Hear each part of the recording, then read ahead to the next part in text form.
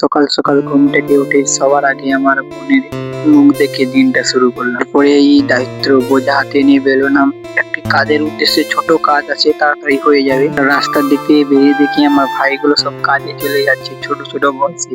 এরা এখনো বুঝতে পারছে না যে পড়ার কতটা মর্ম রয়েছে। আমরা এখন বুঝতে পারছি যে পড়াশোনাটা আমরা কেন ছেড়েছি। ওদেরকেই বললাম যে ভাই এখন ওই পথে যাস না, তোরা এখন পড়াশোনা কর। কেউ শুনে না কথা।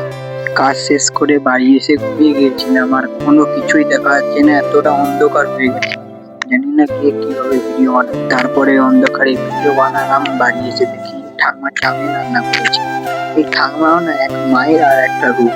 এটা আমি ঠিক বললাম কি মিথ্যা বললাম তোমরাই কমেন্টে জানাও। আর ভাই তুমি যত টাকা ইনকাম করে নাও, বন্ধুদের সঙ্গে কাটানোর মুহূর্তগুলো ফিরে পাবে না। তো বন্ধুদের সঙ্গে একটু সময় কাটিয়ে আজকে এইটুকুই। তো শেষ করলাম। টাটা, বাই বাই, সবাই ভালো থেকো।